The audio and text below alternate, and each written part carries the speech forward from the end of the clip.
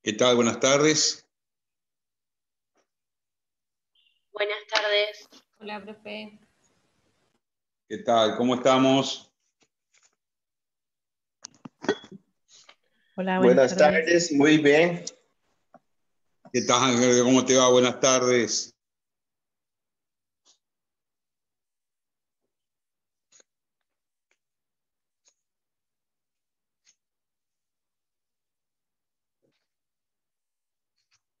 Bueno, chicos, ¿les parece que comencemos? ¿Ya estamos en horario? ¿Faltan muchos o estamos como para arrancar? Buenas tardes, doctor. ¿Qué tal? Buenas tardes. ¿Qué tal, Luciano? ¿Arrancamos? Hoy vamos a ver a parcerías, mediería, capitalización de Hacienda, los contratos accidentales. Con esto yo le he dado al doctor Méndez, él me preguntó y le dije que iba a dar estos contratos, así finalizamos la parte de contratos. Faltarían algunos, pero tampoco quiero meterles muchas cosas porque creo que el 2 de diciembre está el parcial y yo la semana que viene, acuérdense, vamos a entre todos redactar un contrato de arrendamiento. Habíamos hablado del contrato de arrendamiento y hoy nos toca en primer lugar el contrato de parcería. El contrato de parcería está claramente estipulado a partir del artículo 21 de la ley, que dice, habrá parcería cuando una de las partes, y esto es importante también para arrendamiento, para que les quede claro a ustedes, se obliga, no es que entrega, se obliga, tanto a arrendamiento como a parcería, se obliga a entregar a otra animales, en ese caso estaremos hablando de la parcería pecuaria, o un predio con animales, con plantaciones, con sembrados, con enseres o elementos de trabajo, para la explotación agropecuaria en cualquiera de sus especializaciones, con el objeto de repartirse los frutos. Acá ya estamos haciendo una distinción clara con el arrendamiento, porque en el arrendamiento, yo arrendador, me obligo, para que les quede claro y no nos confundamos, no entrego, me obligo a entregar un uso y goce de un predio rural a otra persona que va a realizar una explotación agropecuaria y la cual me abonará por ese uso y goce un precio cierto en dinero. Eso es arrendamiento.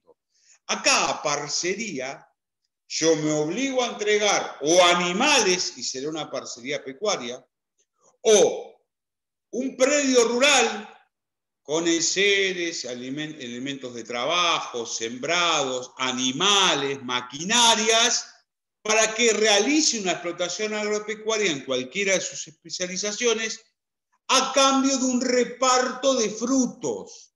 Con lo cual, en el arrendamiento, el arrendador se cruza de bracitos y espera el pago mensual, bimestral, semestral, por ese uso y goce. En cambio, acá tenemos que hablar de un aparcero dador y un aparcero tomador, el cual el aparcero dador va a tener influencia porque va a tener que llevar un registro, anotaciones, qué es lo que entregó, de si son animales, qué raza, qué estampa del animal, a qué fines, y si es agraria, cómo se entrega el predio, en qué condiciones, con qué elementos. Tendrá que llevar un registro el aparcero dador.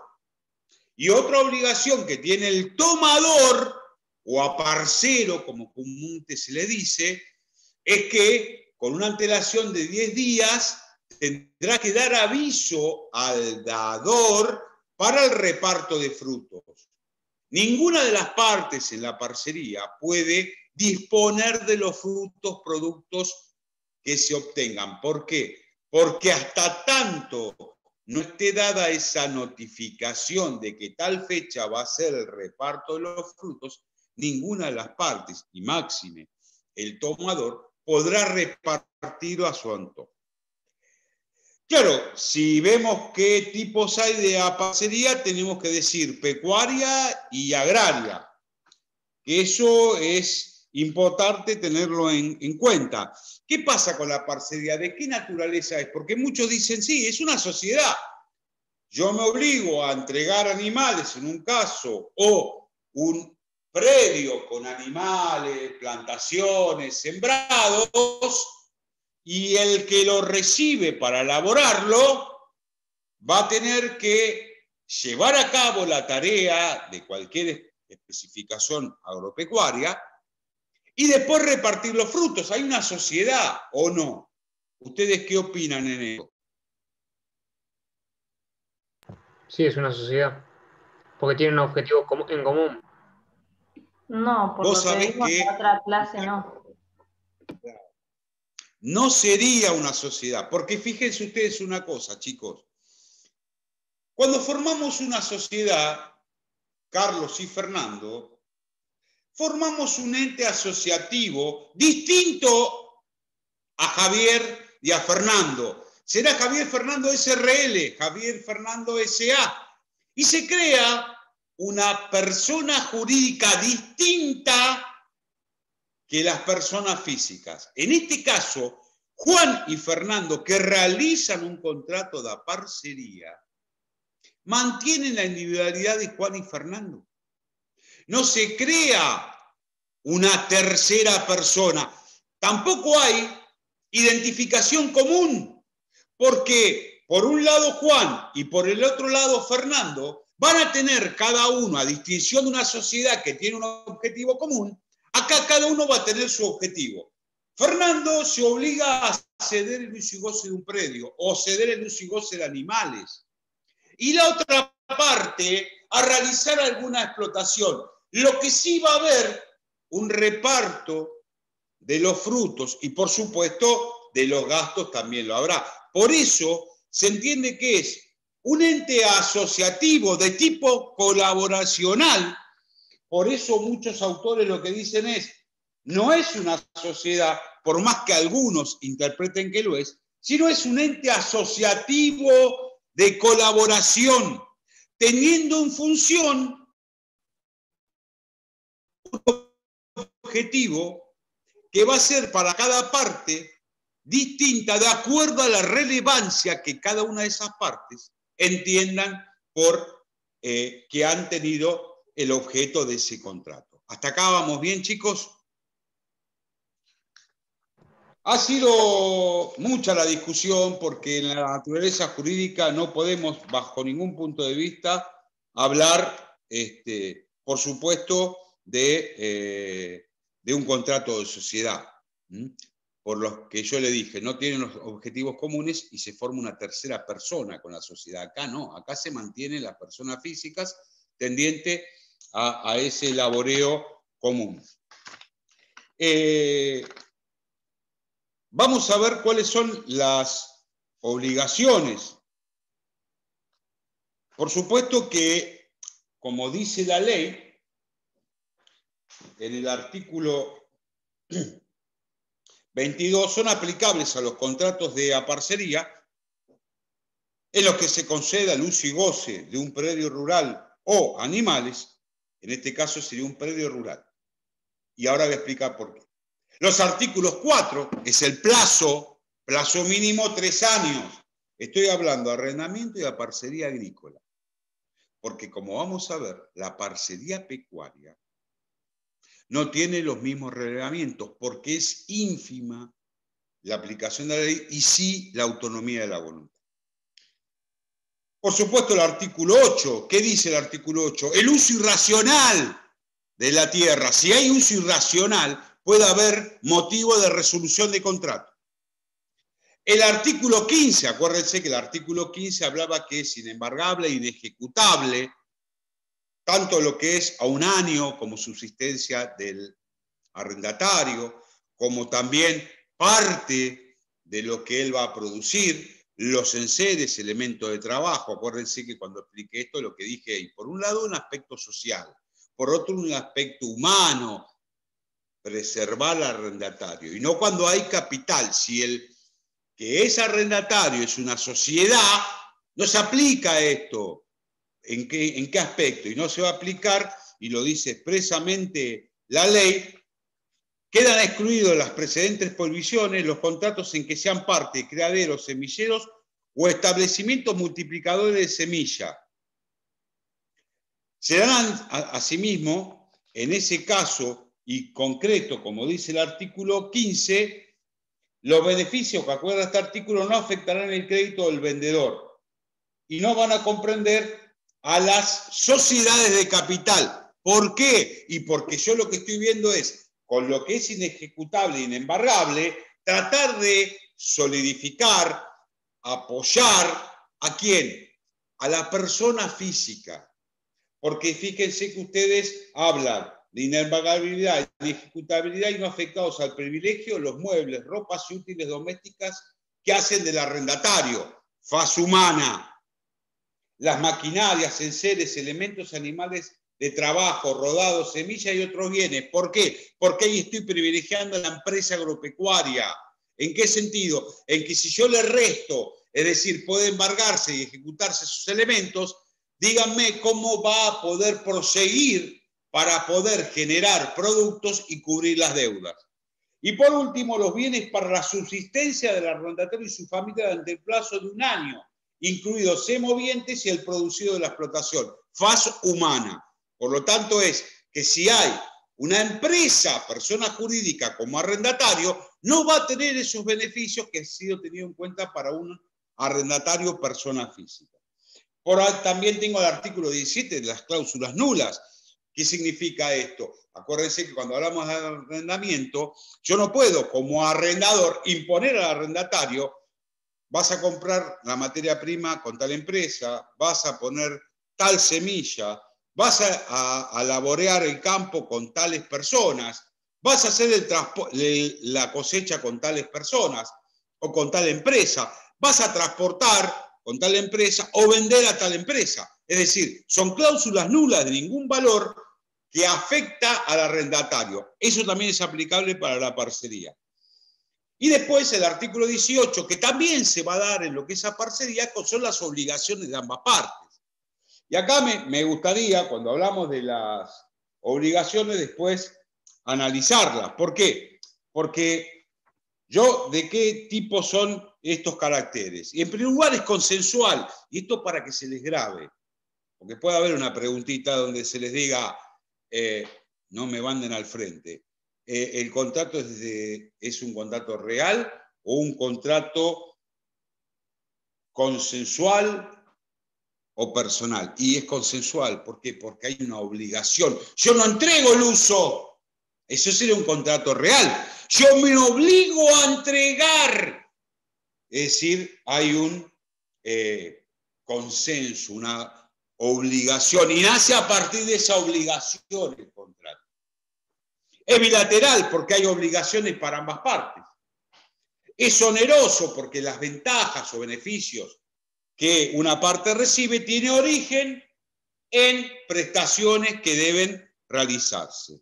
Es aleatorio, y esto es una característica de los contratos agrarios. ¿Y por qué es aleatorio? Porque las ventajas o pérdidas dependen de acontecimientos inciertos. Puede haber fuerza mayor, caso fortuito, o no responder porque no hay culpa por parte de alguna de las partes. De tracto sucesivo, es decir, la ejecución se va a desarrollar en periodos determinados. Es formal, porque la ley exige que sea por escrito.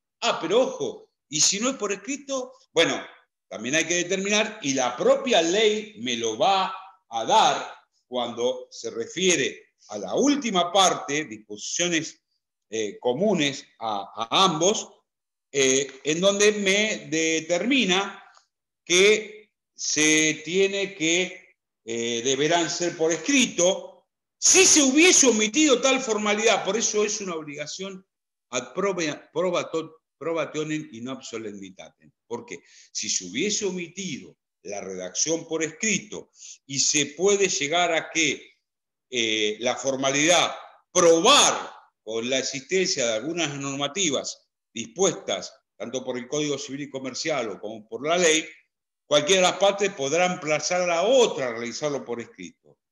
Y también podrá, fíjense ustedes, el artículo 40 dice, el contrato podrá ser inscrito por cualquiera de las partes en los registros inmobiliarios correspondientes, teniendo la firma certificada por escribano o un juez de paz, o un oficial público competente. ¿Qué significa? ¿Estoy obligado a la inscripción? No, lo que te dice es que debe ser por escrito. Ahora, si se omitió y se puede comprar por otros medios, vale. Y es más, puedo hasta emplazar a la otra parte a requerir que lo haga por escrito. Ahora, fíjense que no me dice, y debe ser inscrito. Podrá ser inscrito, facultad para las partes.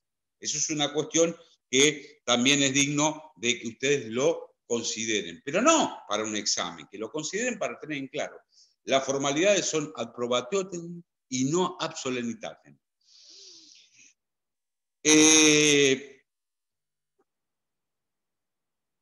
¿Qué otra cuestión podemos hablar? Obligaciones. ¿Qué obligaciones piensen ustedes, habiendo visto arrendamiento de la clase pasada, qué obligaciones puede dar? Obligación del dador. Y en primer lugar digo, si existe plagas y malezas, acuérdense que, ¿qué pasaba ahí? ¿Alguno se acuerda? Si estaban establecidas de antes de formalizar el contrato, de celebrarlo, se debían pagar el 50% el dador y el 50% el tomador. Muy bien. Quiere decir que como obligación del dador, el que se obliga a entregar, lo primero que tengo que ver es, perdón, ¿existen plagas y malezas? Sí. Bueno, entonces vos, dador, ya tenés como obligación colaborar con el 50%, juntamente con el tomador, para combatir las plagas y malezas. Hay un artículo que es que debe proveer, conforme al 18, un lugar para establecimiento escolar. Hoy por hoy, chicos, eso ya, por eso es necesario, creo, y conveniente, sobre todo porque la 2298, que es del año 80, ha modificado y para mal la 13246, que es del año 48. Yo creo que hoy necesitamos una nueva ley de arrendamiento de esas parcerías, porque evidentemente se hace necesario. ¿Y por qué? Porque ese artículo 18 decía que en el caso de superar tal número de arrendatarios o parceros, si no hubiera un establecimiento, el propietario deberá ver la forma de poder establecer, en ese caso, un lugar para lo que es la educación y lo que hace a la cultura escolar. Pero claro, también hay que ser claro en esto. Pasar tanto tiempo desde el año 80, hoy, dentro de lo que es la planta rural, ya existen lo que se conocen colegios o escuelas rurales.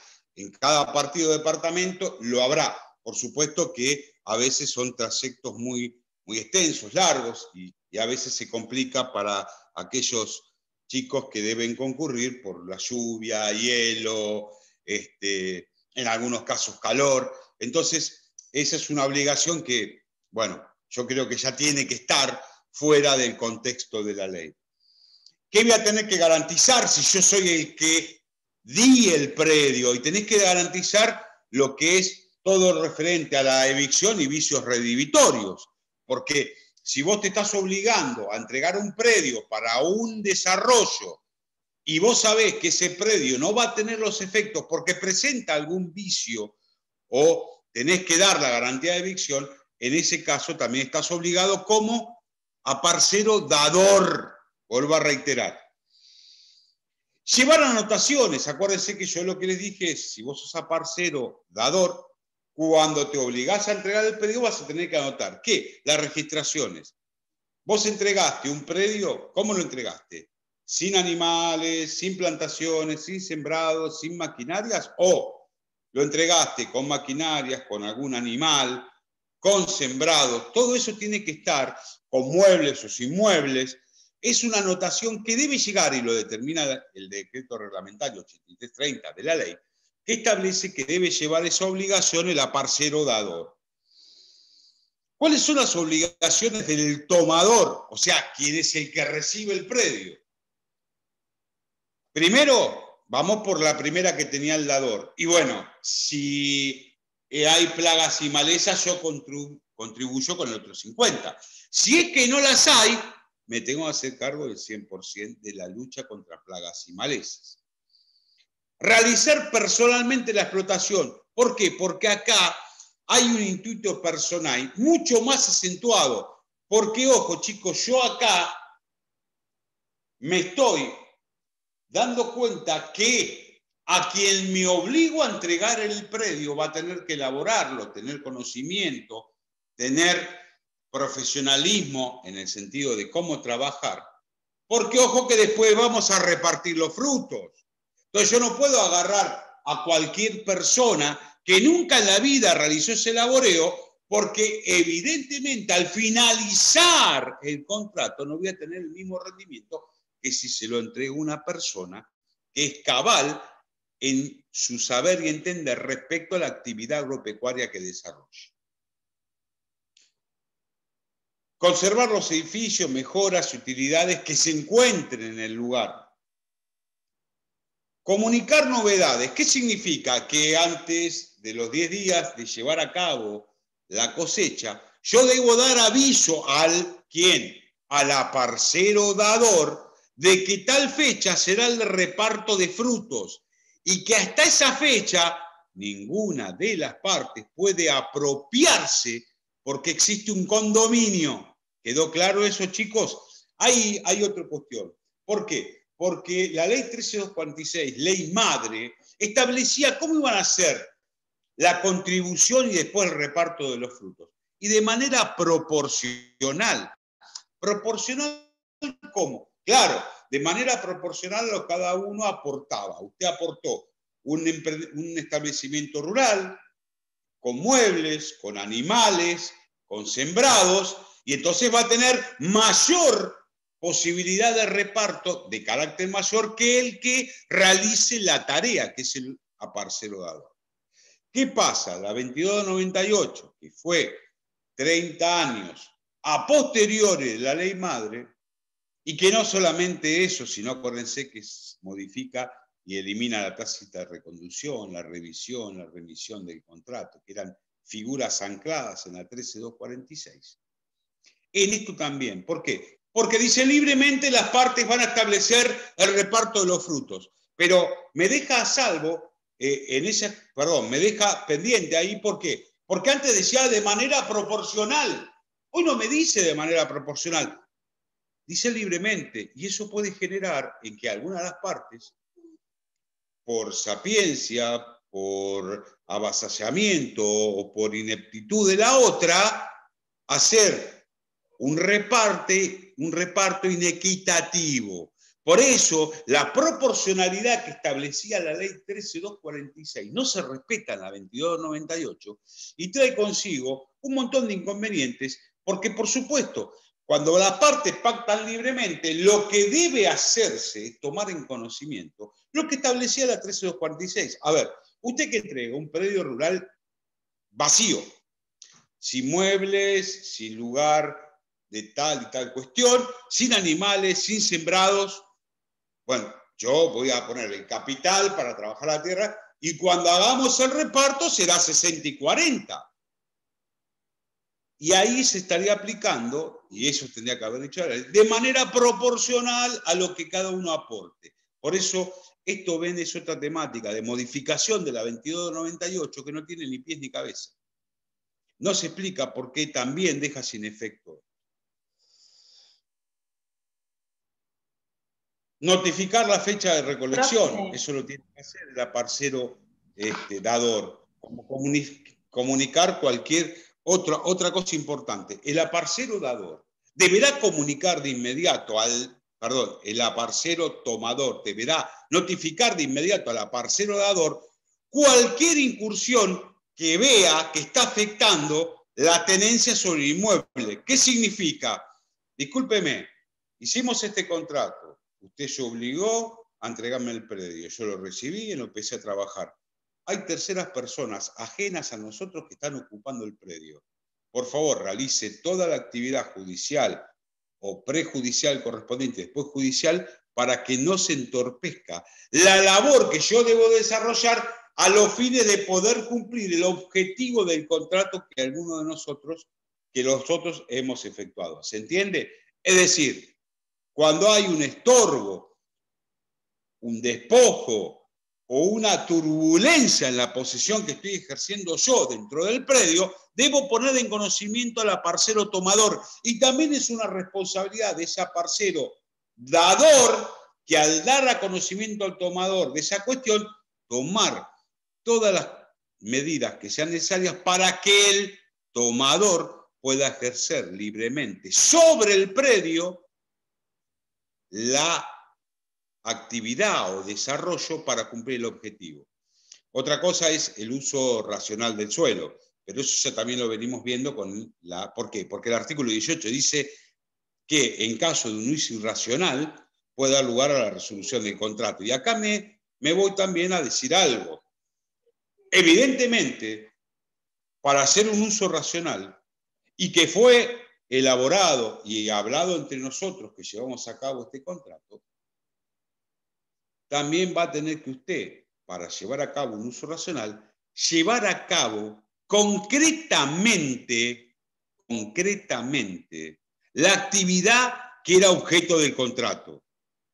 Si era realmente la de siembra y cosecha, usted no me puede traer animales a mi predio de un tercero a los efectos de un engorde de ese animal. Porque el contrato con usted que yo suscribí y que es una especie de colaboración de ente asociativo, no involucra que usted vaya a hacer otra actividad en el campo mío que yo le he cedido a esos efectos.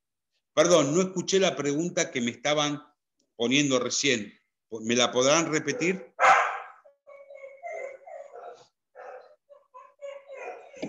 Había una pregunta ahí. Sí, la en el chat.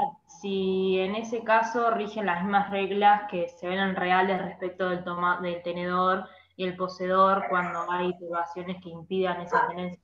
¿Rigen las mismas reglas o tienen alguna particularidad? Vamos a ser claros en esto. Quien tiene las acciones reales es el titular registral. Por eso es una obligación que tiene el aparcero dador de, en caso de que se le pongan en conocimiento por parte del tomador de actitudes que realmente llevan en contra la actividad, que sea el aparcero dador el que deba llevar a cabo todas las acciones extrajudiciales como judiciales para que se pueda confirmar eso. Espérenme un segundito porque tengo a la cachorra acá que está desesperada por salir. Vamos a preguntar. Vamos.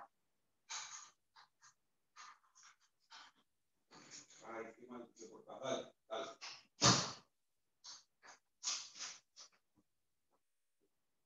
Perdón, chicos, pero tuve que separar a una y otra porque si no da clase. No sé si quedó claro por lo que me solicitaron en esa pregunta. Gracias. Bueno, bárbaro. ¿Qué pasa con las pérdidas?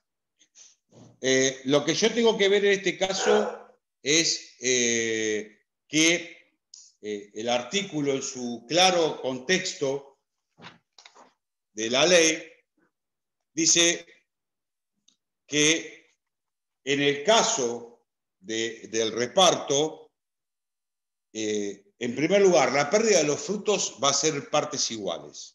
Pero vuelvo a lo que dije en cuanto a que finaliza el contrato. ¿Cómo repartimos? Van a repartir de acuerdo a lo establecido en el contrato. Que entiendo que será claramente percibido, y siguiendo la tendencia a la ley 13246, por eso cuando se realiza un contrato hay que tener en claro esto. Si bien la ley no lo dice, libremente las partes van a establecer, siempre fijen ustedes como posición, un justo y equitativo reparto de los frutos. ¿En función de qué? En función de que lo que ambas partes han aportado a la realización de este contrato. ¿Qué pasa con las pérdidas? Bueno, Acá hay que aclarar una cosa. Cuando hablamos de la parcialidad agrícola, nos guiamos por la 13246, 2298. Pero ¿qué pasa con la pecuaria? Y la pecuaria acá, como yo hoy dije, la verdad que lo que afecta, en este caso, al contrato, es que en la pecuaria es el contrato por el cual una parte se obliga a entregar a otra animales, que la otra se obliga a destinar, sea el carácter que sea que ocupe el inmueble. Yo tengo animales, se los entrego a Esteban, que arrienda un campo, se lo entrego a él, que puede ser propietario o arrendatario, no importa el carácter que ocupe, pero ¿qué fines? A los fines de que este muchacho, Esteban, proceda, engorde o cría, y vamos a repartir los frutos. A mí no me interesa, Esteban, en qué carácter ocupa, si es propietario, arrendatario, subarrendatario. Lo que me interesa es el contrato que yo tengo con Esteban. Y acá la diferencia es que yo no voy a entregar un predio rural, voy a entregar animales. Y la otra parte va a trabajar con esos animales en función del engorde, mayor valor obtenido, y repartimos el mayor valor, o cría, que comúnmente las crías se reparten por mitades. ¿Queda claro eso, chicos? En cuanto al consentimiento, capacidad, obligaciones y sanciones por incumplimiento, es lo mismo que una parcería común, un arrendamiento. Lo que sí tienen que tener en cuenta es que hay algo importante en este caso de las aparcerías. ¿Por qué? Porque hay algo que tengo que tener en cuenta. En caso que el aparcero tomador muere o resulte incapaz, se cierra el contrato. ¿Por qué? Porque acuérdense que este contrato es de carácter intuito personal, muy fino, más que el arrendamiento, que yo me quedo de bracitos cruzados y lo que busco es que me pague todos los meses. Yo acá tuve en cuenta la persona del tomador por la eficiencia, porque hace años que trabaja la tierra, porque conoce tanto la siembra como la cría o engorde de animales. Con lo cual, en ese caso, si él se muere, no, pero tiene un sobrino que no, o tiene un hermano que, no, él es la persona. Ahora, ¿qué pasa si el que fallece es el dador? Y comúnmente sigue el contrato, porque lo que se tiene de carácter intuito personal es respecto al tomador. ¿Se entendió, chicos? Sí, profe. ¿Entendido? Perfecto. Hay, claro, cuando hay pérdidas y ¿qué pasa si es culpa del aparcero dador? Y si es de culpa del aparcero dador, la responsabilidad va a ser por el aparcero dador.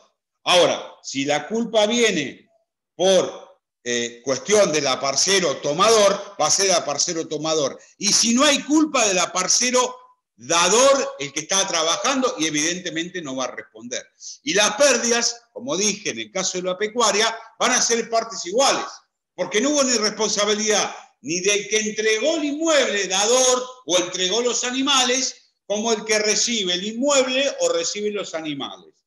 En esas cosas hay que tener clara. ¿Qué puede pasar? ¿Cómo se resuelve este contrato? Lo mismo que el arrendamiento. Vencimiento del plazo. Acuérdense, si es agrícola, 3 años como mínimo. O el plazo establecido si es pecuario. Por abandono de la tarea por parte del tomador. De manera injustificada, el tomador me deja la empresa en el aire y se va. Yo puedo lograr el desalojo más la resolución del contrato. Por voluntad de las partes, no va más, no resultó. Por el no pago, si en este caso, ojo, ¿qué significa el no pago? Porque el no pago en precio cierto va a ser arrendamiento. Si no hay un cumplimiento por parte del dador de avisarme con 10 días, perdón, del tomador, me tiene que avisar a mí, dador, con 10 días cuándo va a ser la recolección de los frutos. Y tampoco, no me da la noticia de cuándo va a ser la fecha de reparto de frutos. Y si él hace el reparto sin avisarme, evidentemente está incumpliendo con alguna de las obligaciones esenciales que tiene. Con lo cual, también se resuelve el contrato. Son casos típicos que se dan.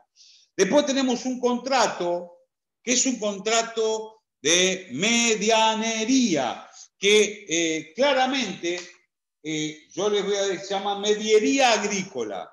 ¿Qué pasa con la mediería agrícola?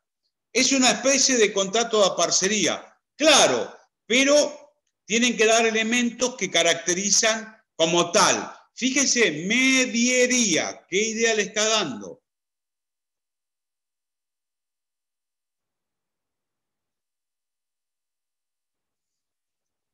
Acá, en la parcería agrícola, y bueno, el reparto va a estar dado y de acuerdo a lo que estableció el contrato.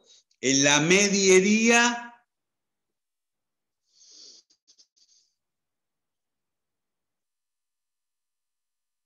y si es mediería, es el 50%. ¿Aportan los mismos? Claro. ¿Aportan en igual Por medida ejemplo, el capital? El mediero dador y el mediero tomador van a realizar equivalencias, se deciden partes iguales. En cambio, en la parcería, cada uno va, el dador entregará el predio con animales, con plantaciones, con sembrados, con maquinarias, o no. En cambio, acá, cada uno partes iguales. ¿Qué más? Los gastos de explotación del predio, para luego llegar a repartir las utilidades, va a tener que ser claramente en partes iguales. En la parcería, no, los gastos son a cargo tuyo. Después, en base a lo que se aportó, lo que trabajaste y lo que yo di oportunamente en la parcería agrícola común, ahí vamos a repartir. Acá va a ser también por mitades. La dirección y administración está en cabeza ¿de quién? De ambos, del dador y del tomador. En cambio, en lo que era la parcería agrícola, en principio, a cargo de quién va a estar la administración y la dirección del establecimiento. A cargo del parcero tomador, cuando es a parcería. Cuando es mediería, la dirección y la explotación, vamos del bracito, como todo. Los aportes vamos del bracito, vamos a ir del bracito en cuanto a los gastos, vamos a ir del bracito en cuanto a la dirección administración. Y entonces se dice que puedo hablar de contrato de mediería cuando una de las partes se obliga a aportar un predio rural para que la otra lo destine a la explotación agrícola en cualquiera de sus especializaciones. Hasta ahí estamos en lo que es claramente una definición que venimos sosteniendo. Arrendamiento, se obliga a una parte, cualquier especificación. Dividimos el arrendamiento, yo recibo un precio cierto en dinero, en la parcería, yo lo que voy a percibir es oportunamente reparto de frutos. Hasta ahí vamos con lo que es la mediería. Contribuyendo a ambas partes en forma equivalente con el capital necesario, con los gastos de explotación adecuados, con igualdad de poderes en lo que refiere a la dirección y administración, y con el objeto de repartirse los frutos en partes iguales. Ahí tenemos un contrato de mediería que reúne los recaudos de una parcería, pero con la diferencia, para que a ustedes quede claro, que en el aporte, en los gastos, en la dirección, en la administración y en el reparto de frutos, va a ser en un 50%, o sea, partes iguales. ¿Les quedó claro, chicos, esto? Sí, perfecto. Una de las características también de este contrato es que debe realizar personalmente el aparcero tomador la realización del objeto del contrato. No puede delegar en uno. Ojo, esto siempre lo explico así. ¿Cómo no puede delegar? Claro, vos si también tenés otra actividad, aparte de esta, otros campos que estás realizando, es bajo tu dirección en lo que es la parcería. Lo que dice es que vos no podés delegar todo, porque vos tenés que tener la diligencia, la eficacia y lo que es la coordinación. Cuando yo digo delegar es que vos dejás a otro y vos te borrás. No, yo no sé si lo voy a hacer personalmente. Sí me voy a dirigir, voy a guiar, voy a realizar el trabajo con dirección claramente orientada por mí. Pese a que yo tengo otra actividad.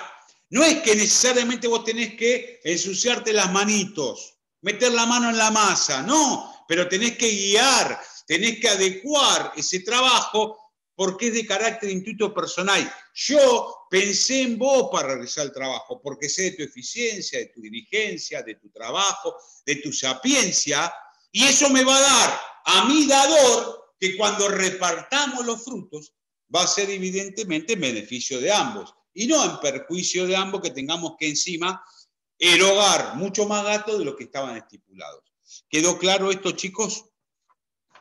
Hay un contrato que es la capitalización de hacienda o ganado, que muchos dicen es un contrato distinto, porque la parcería pecuaria entra dentro de la ley 13246-2298, pero acá ojo que la capitalización de hacienda es un contrato distinto, porque uno está regulado por la 13246-2298 y el otro no. Entonces digo, perdón, no es que es una normativa distinta, se aplica la 13246, porque es una naturaleza que rondea, se afianza en lo que es la parcería pecuaria. Y la parcería pecuaria, a distinción de la agraria, se maneja por la libre voluntad de las partes. Y entonces yo no puedo decir, no es un contrato atípico, fuera de la ley, y no es así la parcería pecuaria. No, la parcería pecuaria va a ser de invernada y de cría.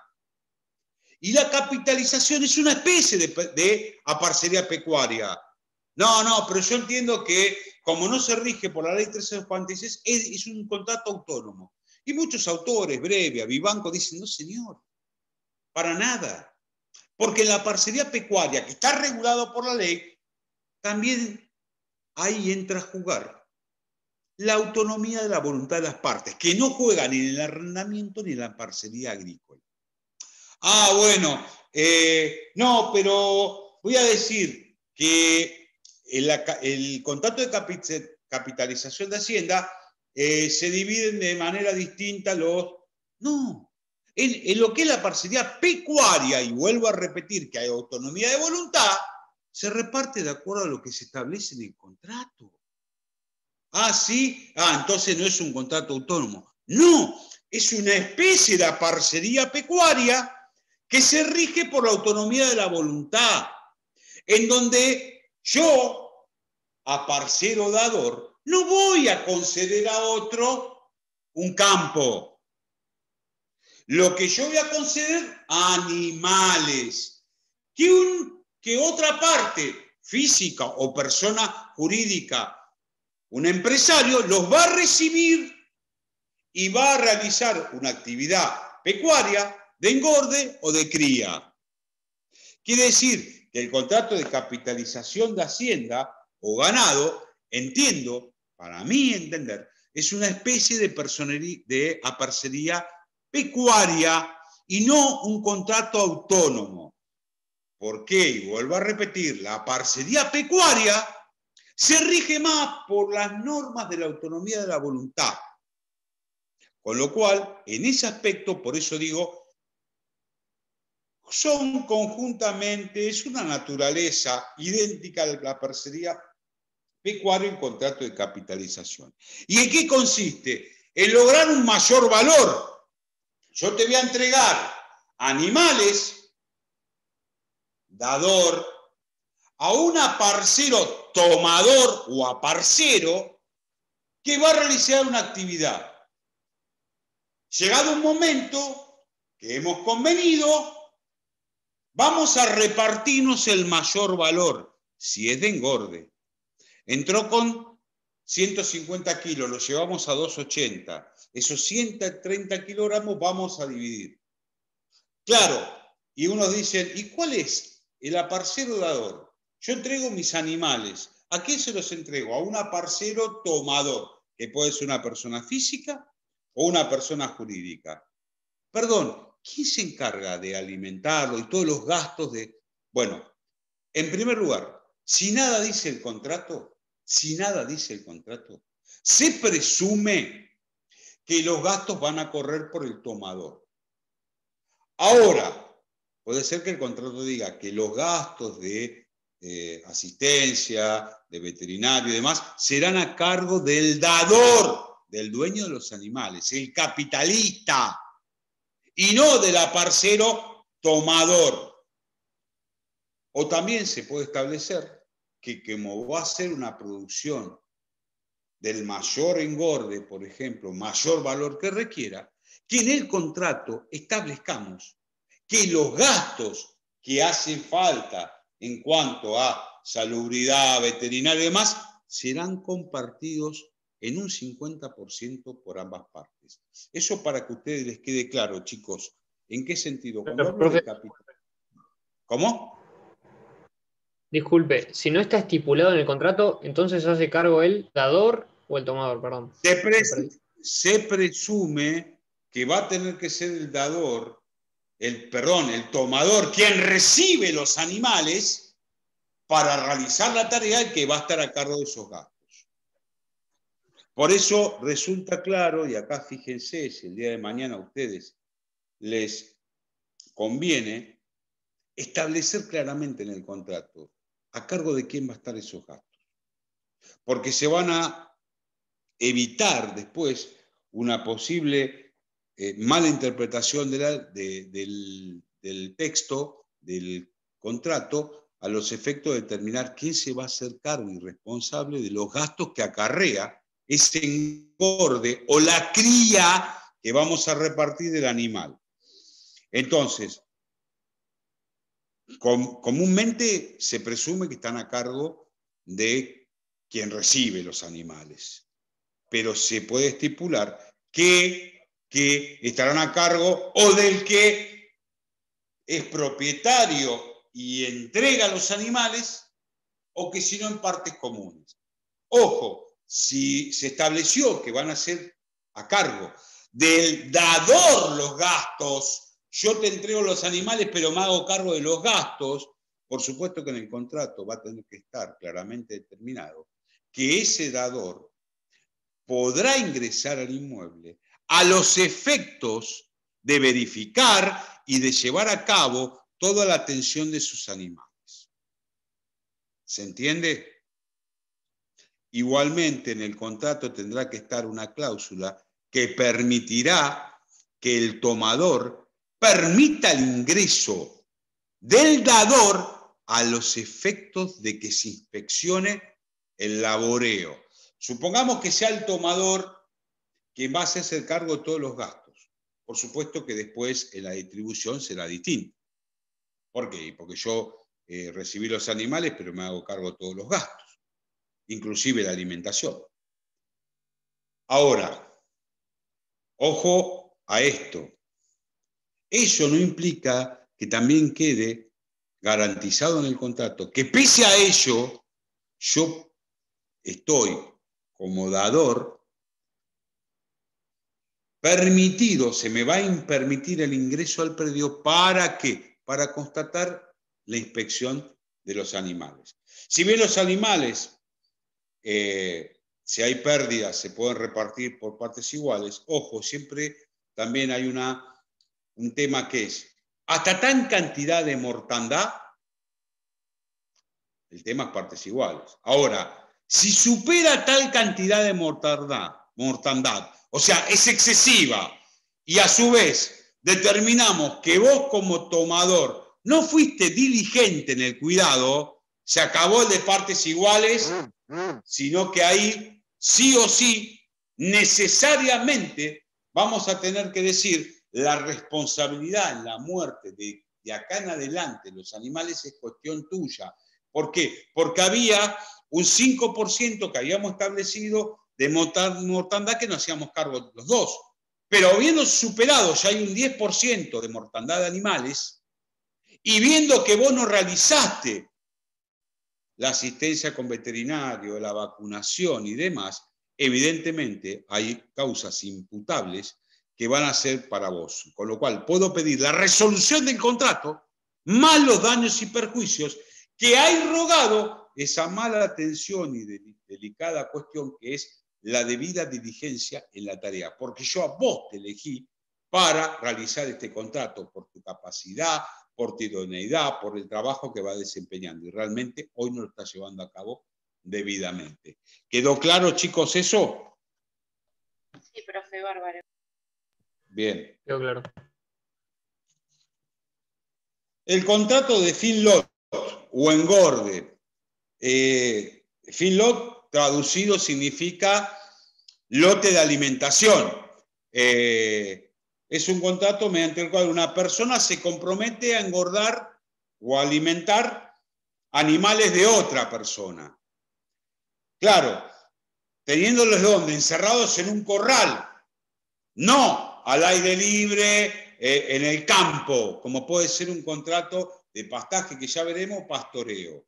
Yo acá lo que tengo es un establecimiento donde recibo animales de un tercero, donde yo me comprometo a engordarlos y muchas veces con instalaciones apropiadas, por supuesto, porque por eso es un feedlot,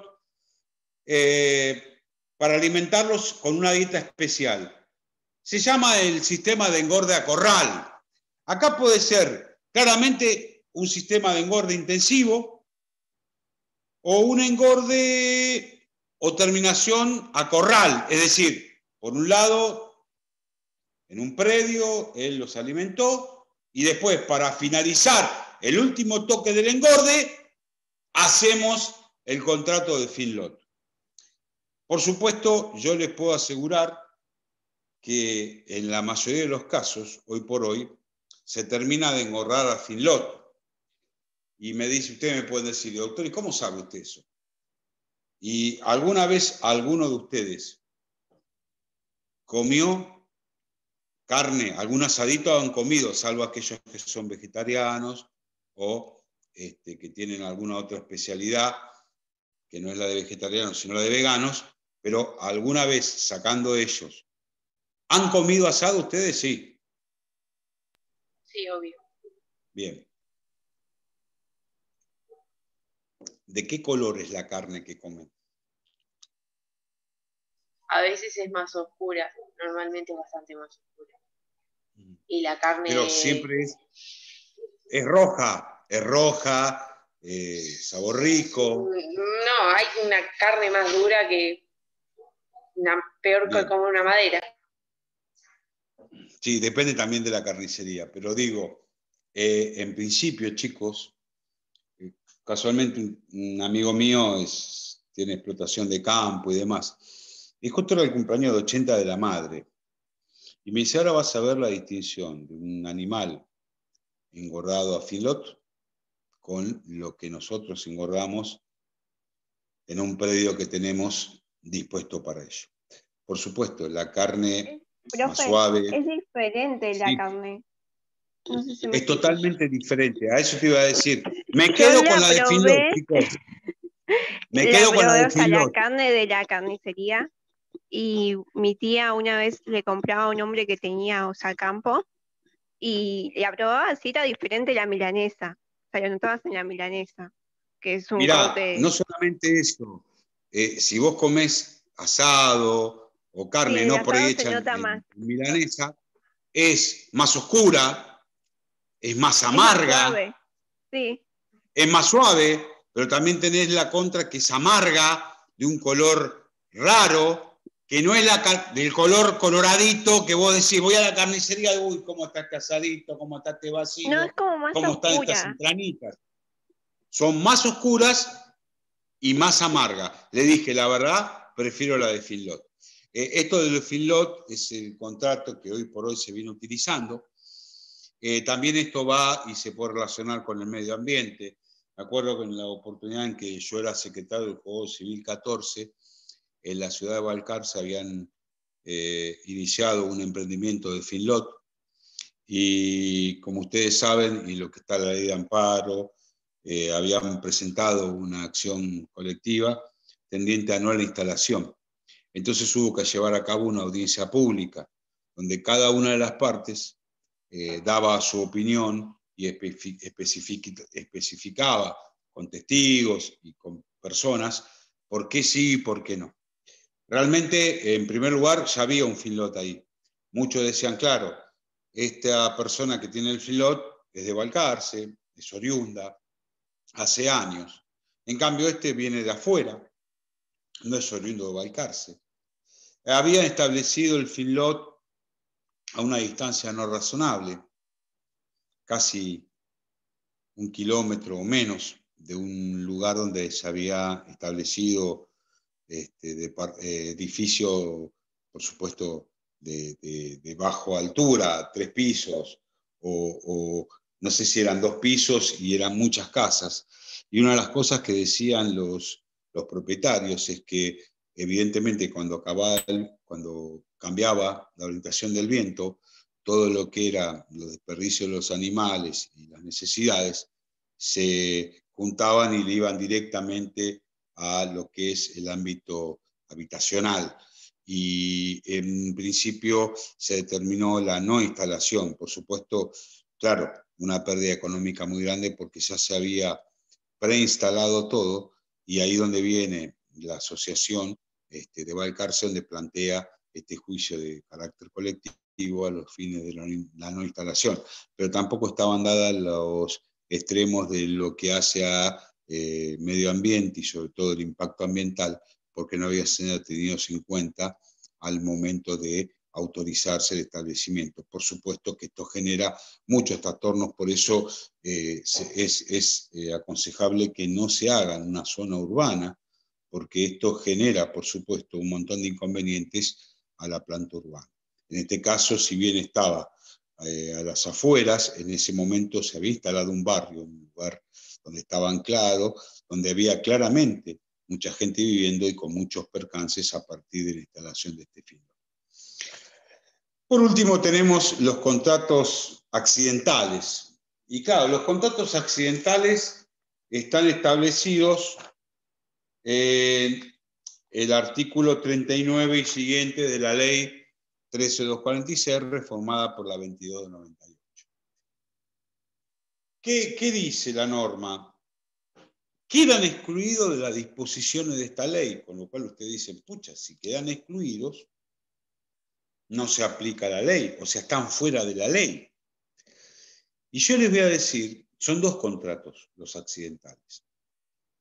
Hasta 2 cosechas, el agrario, y el de pastoreo por 1 año.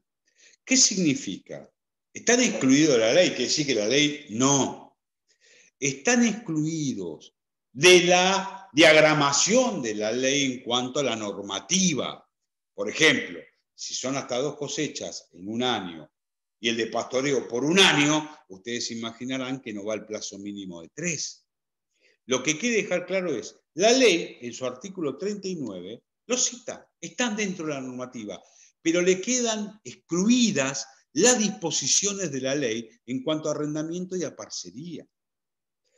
¿Y estos contratos por qué se llaman accidentales? Porque son de escaso tiempo. Si es agrario, hasta 2 cosechas. Se puede hacer 1 por año o las 2 en un mismo año agrícola si se permitiese. Y el pastoreo es un contrato accidental por medio del cual una parte se obliga a entregar a otra un predio a los fines de otorgárselo a otra persona que tenga animales para que se alimenten. 1 año. Termina. Pasado un tiempo, transcurrido, se puede hacer por otro año más, transcurrido el plazo entre tiempo de esos contratos. Son contratos de escaso margen temporal. Es decir, acá no juega mínimo 3 años, porque no es ni un contrato de arrendamiento ni de parcería. Son contratos especiales que por lo que hace a lo agrícola puede ser hasta 2 cosechas en el mismo año agrícola, 1 por año. Y en lo que es al pastoreo, el engorde del animal es 1 año. Pero fíjense una gran diferencia. El contrato de pastoreo deben diferenciarlo de otro contrato que es pastaje, hospedaje o pasturaje. Estos 3 últimos es un mismo contrato. Repito, pastaje, pasturaje o pensión de animales es el mismo contrato. Y pastoreo, no, pastoreo es distinto. ¿Y saben por qué? Porque en el pastoreo me obligo a entregar el uso y goce del predio. Yo, dueño del predio, me corro e ingresa Virginia con sus animales y hace uso y goce del predio. En el pastaje, Fabián se queda en el predio, Virginia ingresa a los animales para que pasten por un día, por 10, por un mes. ¿Y Virginia cómo va a pagar? Por peso, por cantidad, por día, por tiempo o por cabeza. Y en el pastoreo, no. Yo me voy, le entrego el uso y goce a Virginia y Virginia me va a pagar por mes un precio cierto en dinero, cada 2 meses, cada 6, o me va a pagar el año entero. La diferencia es que en el pastoreo, yo me obligo a conceder el uso y goce del predio a Virginia.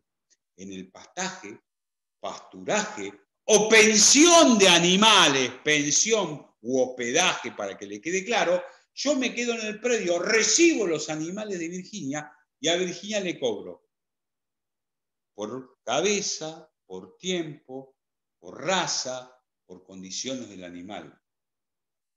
Comúnmente es 20 días, un mes, 15 días, y me paga por tiempo y por cabeza. En cambio, en el pastoreo me va a pagar el precio de cada mes hasta el tema de 1 año, que puede ser todos los meses, me lo paga cada 2 meses, cada 6, o establezco que ella me va a pagar por adelantado el año, y yo me voy del predio, y Virginia ingresa al predio con sus animales para que pasten, y de esa manera yo tengo 2 contratos distintos, el de pastoreo, que es accidental, 1 año, o pastaje, pasturaje o pensión de animales, que es un contrato atípico y es de más breve tiempo o no, dependerá de la convención que hicimos. La diferencia es que en el pastoreo yo me obligo a conceder el uso y goce, y en el pastaje, pasturaje o pensión de animales yo no entrego el uso y goce. Yo recibo de Virginia los animales y ella me va a pagar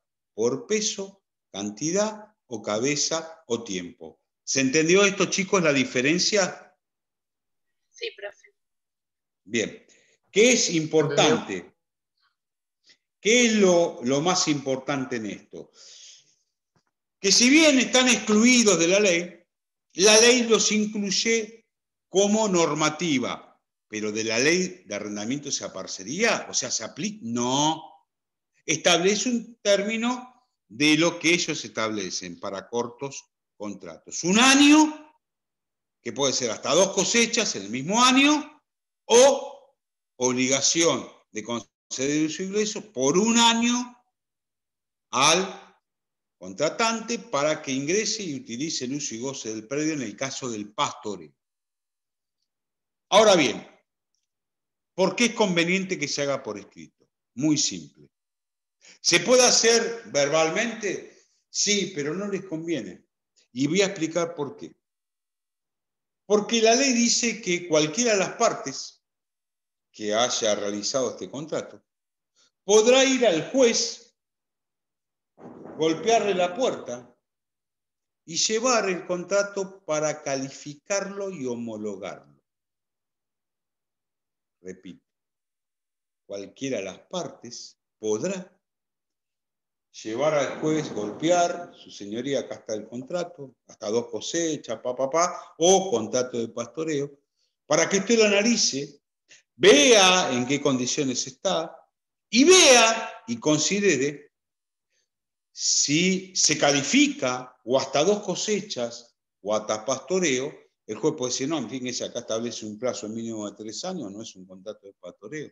Será un contrato de arrendamiento o de aparcería, pero no pastoreo. Si el juez considera que estamos dentro de lo que es un contrato hasta 2 cosechas en el campo agrícola, o de pastoreo en el marco pecuario, el juez inmediatamente homologará. ¿Qué significa que va a homologar? ¿Alguno sabe? Que le va a dar Algunos validez. habrá dado. ¿Cómo? No entendí, Luciano. ¿Cómo? Le va a dar validez legal, va a estar amparado, protegido por la ley.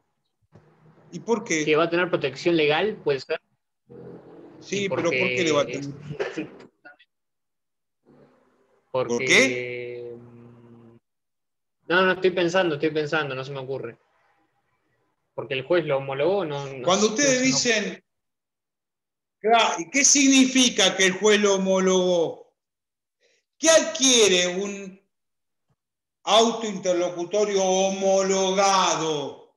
¿Qué es la homologación? Bien, Rocío. Es el efecto de sentencia. Cuando las partes nos ponemos de acuerdo en un proceso, decimos, bueno, mirá, yo reclamaba 1 millón de pesos, pero con 500.000 pesos está bien, ambas partes estamos de acuerdo, ponemos fin al proceso, que se regulen los honorarios de los abogados en tanto y en tanto, solicito que el juez le dé judicial homologación. ¿Qué va a hacer el juez cuando homologa? Va a dictar sentencia. Y entonces, ¿para qué me va a servir esto? Muy simple, pero muy simple.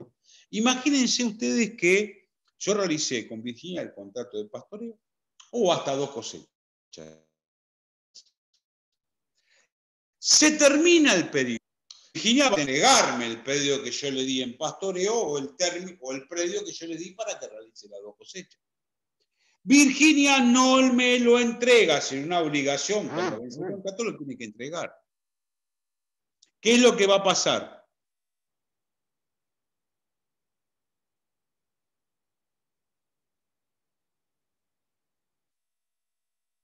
Si yo tengo homologado el contrato, será título suficiente. Por eso recién ponían de ejecución, claro. Será título suficiente y no tendré que iniciar un desalojo. Porque lo que hago es la ejecución de la sentencia, porque cuando el juez calificó y homologó, le dio carácter de sentencia a los términos que nosotros establecimos en el contrato. Por consiguiente, como es una sentencia porque el juez homologó, y Virginia no me entregó el predio, yo no voy a hacer un desalojo para demostrar que Virginia ocupa, que hubo un contrato, que no lo entregó. Le voy a decir, ejecución de sentencia, fuera. ¿Por qué? Porque tengo una resolución judicial que tiene carácter de sentencia ejecutoria para que Virginia se vaya sin la necesidad de yo iniciar un desalojo. Y es más, además de ordenar la desocupación, yo puedo solicitar al juez que porque Virginia no lo entregó en el término legal que debía de entregarlo, se le aplique una multa pecuniaria de un 5% diario del precio del arrendamiento a favor del propietario. Quiere decir que yo tengo, no que iniciar un desalojo porque tengo una sentencia, la voy a ejecutar para sacar a Virginia del predio, pero a su vez le voy a decir, su señoría, fíjese que establecimos que conforme al artículo 39, segundo párrafo, como ella hace 30 días que tuvo que entregar, no lo entregó, sea 5% del precio del arrendamiento por día.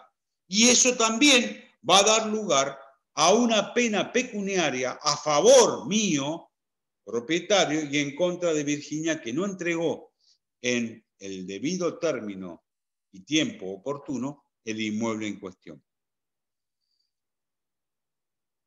Ahora también la ley dice, ¿qué pasa si yo pienso que comúnmente cuando realizamos un contrato accidental, sea de hasta 2 cosechas o el de pastoreo en el carácter pecuario, si cualquiera de las partes podrá llevarlo al juez, yo les diría que aconseje llevarlo inmediatamente después de firmarlo. ¿Qué pasa si faltan 20 días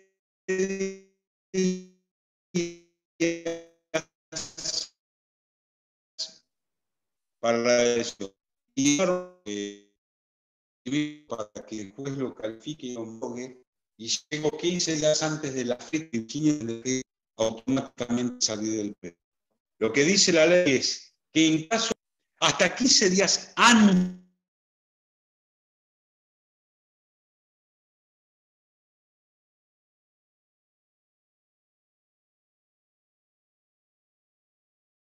¿me siguen, chicos? Ya termino, ¿eh? Si yo no lo... Sí, se cortó. Si dice, en caso de que el contrato se presente para su calificación hasta 15 días antes de la entrega del predio al contratista y la autoridad judicial que está siendo competente no efectuare en ese lapso, ¿por qué? Y porque hay mucho trabajo en el juzgado y no se puede, por eso también el juez tiene que estar atento para resolverlo en el tiempo oportuno. Si en ese lapso no califica y homologa, se va a presumir, porque lo establece la misma ley, 2298, mejor dicho, 13246, reformado por la 2298, que el contrato ha sido calificado como accidental. Por eso digo que lo más conveniente es, una vez que nosotros realizamos el contrato, cualquiera de las partes golpear juez competente y presentar este contrato para calificar y homologar. ¿A qué efectos? A los efectos de que si Virginia no me entrega el inmueble en el tiempo correspondiente, yo no deba iniciar un desalojo, sino que ejecuto la sentencia. Y me da también la posibilidad de la sanción pecuniaria que la propia ley me está estableciendo en el contrato. Por último, para que ustedes se queden tranquilos, en los contratos a que refiere la ley 13246, reformado por la 2298, tenemos que se va a aplicar esta normativa, en primer lugar, las disposiciones de la ley de arrendamientos a parcerías. En segundo lugar, lo que las partes hayan convenido. Lo que me tengo que fijar es, en primer lugar, la ley, en segundo lugar, lo que las partes hayan convenido siguiendo el derrotero y normativa de la ley. En tercer lugar, la normativa que establezca el Código Civil y Comercial, relativas a la locación, por supuesto. Y en cuarto lugar, los usos y costumbres. Entonces, creo que eso es el orden de aplicación lógico que deberá llevarse a cabo los efectos de aplicación de la ley. No sé, chicos, si les va a haber quedado alguna duda. Me gustaría que el día martes que viene, de manera práctica, nos volquemos a la redacción de un contrato de arrendamiento. No sé cómo quieren hacer, o hacemos un contrato de arrendamiento y de parcería. Lo vemos el martes que viene. Tal vez alguno quiera hacer un contrato de arrendamiento y otros de parcería.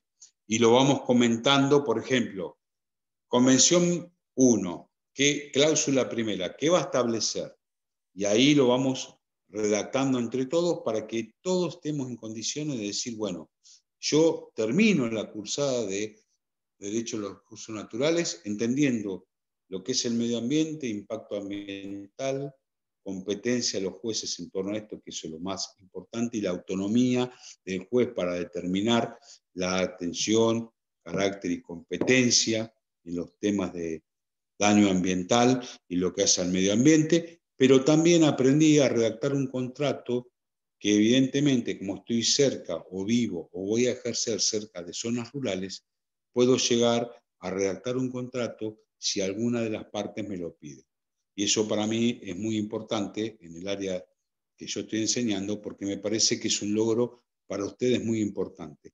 La redacción de un contrato agrario, al margen que ya habrán practicado y elaborado algún contrato dentro de lo que es la rama de derecho a los contratos. Pero bueno, yo siempre insisto, por eso le pedí a Freddy de dar estos contratos, y por ahí me quedaron algunos en el tintero, pero prefiero que ustedes realicen algo práctico para saber el día de mañana en cuanto a la redacción, y bueno, después si tendremos tiempo del parcial, veremos algún otro contrato, y si no, veremos algún otro tema. Esa es la idea del doctor Méndez. Yo no sé que si va a seguir o no después, cualquier cosa mañana pregúntenle si una vez el 2 de diciembre que finaliza con el segundo parcial, o va a haber 1 o 2 clases más. Chicos, les mando un saludo muy grande. Espero que... Disculpe. Sí. Me quedó Sí. una duda. 2. La capitalización de hacienda o ganado es una especie de parcería pecuaria, pero ¿hay alguna diferencia entre la parcería pecuaria y la capitalización de hacienda o ganado? Mira, yo te diría que no, por eso lo asimilo por eso dije, desde mi punto de vista, es una parcería pecuaria. ¿Por qué? Porque aquellos que dicen, no, pero hay una distinción, porque, por supuesto, que en lo que es la capitalización está el dominio de la autonomía de la voluntad. En cambio, en la parcería es ínfimo la autonomía de la voluntad. Y autores como Brevia y Borra dicen, no, Vivanco dice, no, momento. Tanto en la parcería como en la capitalización, por eso entendemos que no es un contrato autónomo, está lo que es la autonomía de la voluntad. Regirá lo que es menos la autonomía de la voluntad, que de hecho lo es, en lo que es un arrendamiento y una parcería agrícola. Pero en una parcería pecuaria hay autonomía de voluntad, no me sostengo en la ley 13246. Y en el contrato de capitalización de Hacienda también hay autonomía de voluntad. Algunos autores, queriendo y sosteniendo que es un contrato autónomo, decían, no, pero de capitalización se aplica la autonomía de voluntad. En cambio, la parcería pecuaria se aplica de manera ínfima. Yo te puedo asegurar que, siguiendo a estos autores, lo que dicen es, tanto en un contrato como en otro, por eso no hay que hacer una distinción de que es de una naturaleza autónoma, la autonomía de la voluntad se aplica de la misma manera. Lo mismo hace a las obligaciones y a las responsabilidades. No hay distintas obligaciones o responsabilidades en un caso y en otro. Por eso yo considero que para mí es una rama que hace a la parcería pecuaria. No sé si quedó claro. Sí, profe, muchas gracias. No, por favor. Bueno, chicos, no sé si les ha quedado claro todos los temas. Si hay algún tema que ustedes consideran que no, me avisan ahora. Creo que nos quedan 5 minutos. Sí. Full load, ¿cómo se escribe? ¿Cómo? El de fill load o algo así, no sé cómo se escribe. Bueno, el contrato de fill load, viste que es F-E-E-D-L-O-T. F-E. Comúnmente, para que te quede claro y no te complique con esto, porque Luciano le puede decir tranquilamente engorde a corral, que es en definitiva lo que es un engorde a corral, no a predio libre en cuanto al espacio que tiene. Se le dice engorde a corral, porque eso es un feedlot. ¿Está? F-E-E-D-L-O-T, feedlot, que significa, como dije, lote de alimentación, y que están separados por tipo, pueden ser de madera, comúnmente es madera, que son espacios muy chicos donde el animal se encuentra. Ahí, en cada sector, más o menos habrá 10 por sección, y donde ahí se le da alimento, comúnmente alimento balanceado. También se le da algo de pastaje y demás, pero en principio es alimentado a corral, y vos sabés que con eso ganas mucho más tiempo que si el animal se alimenta de pasto. Por eso, como hicimos la clasificación, el animal a pasto, la carne es más oscura, más agria, más amarga. La de feedlot es la que comúnmente comemos nosotros y que tiene ese sabor rico, máximo si lo haces con quebracho o piquillín. No hagamos gringada y no hagamos con carbón solo.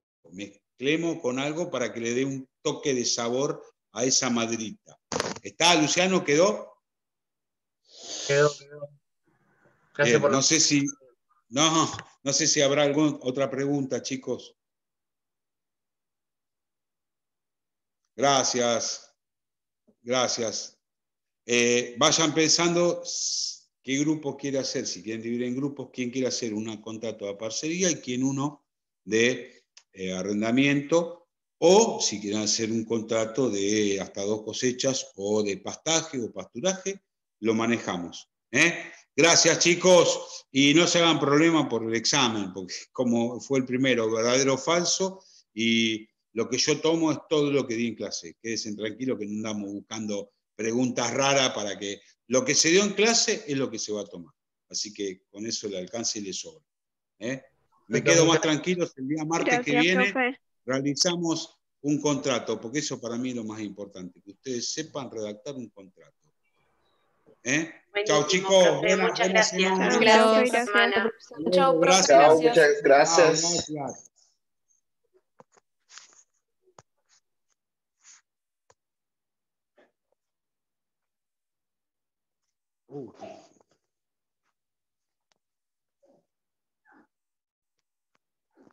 Clarita empezó a... Clarita empezó...